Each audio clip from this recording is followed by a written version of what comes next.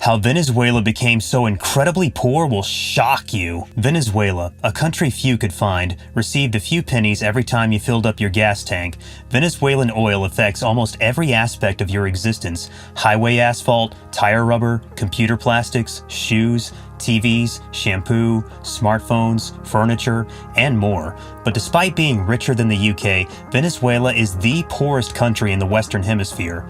How did this happen? How did a nation with massive crude oil production become so incredibly poor? The answer will shock you. It all began on July 31st, 1914, when a 400-foot hole flowed thick black oil in Venezuela. This was another chance for Juan Vicente Gomez, who ruled the country, to dominate. International corporations could explore, drill, and harvest Venezuelan oil tax-free if they supported Gomez. He granted oil concessions and rewarded others, keeping himself powerful and wealthy.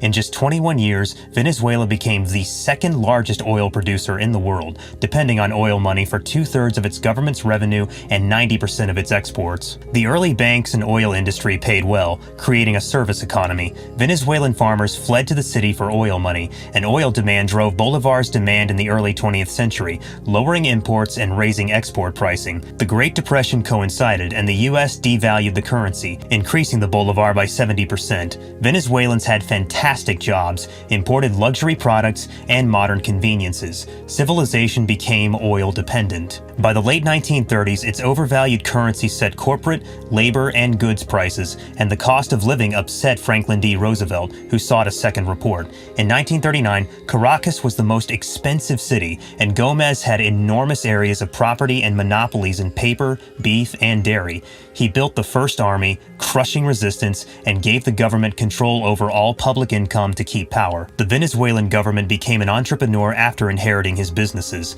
Every Venezuelan ruler learned Gomez's style. The Second World War provided new President Medina a golden opportunity to renegotiate with foreign oil businesses.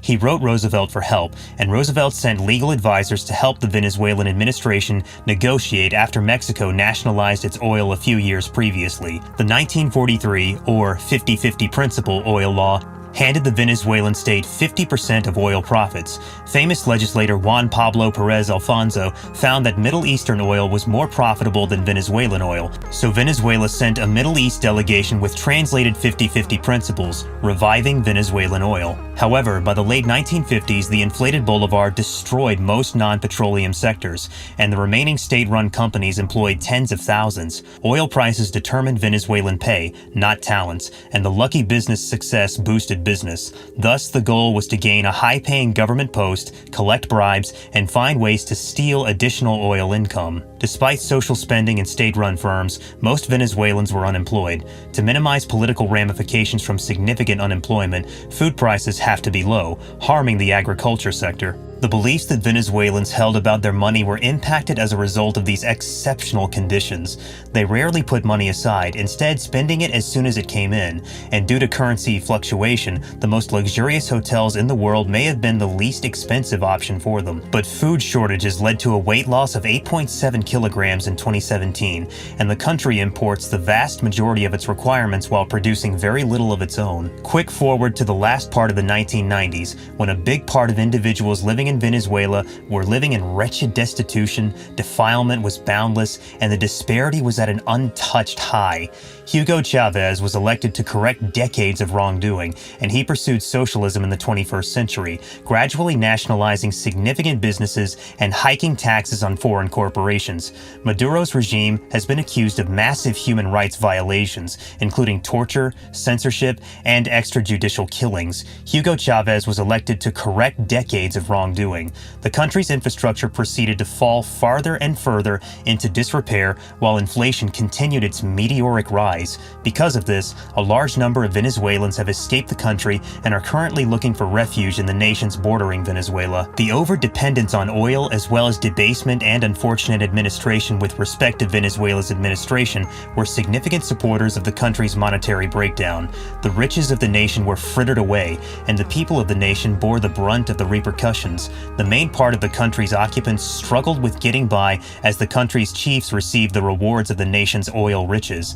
These individuals were forced to contend with food and medical shortages, spiraling inflation, and an absence of basic services. The ongoing dilemma in Venezuela ought to act as a wake-up call for other oil-rich countries, causing them to notice the dangers of unnecessary dependence on solitary ware, as well as the meaning of sound administration and receptiveness in government. In addition, it serves as a useful reminder that although oil may provide wealth, it does not necessarily offer prosperity or stability to the nation in which it is found.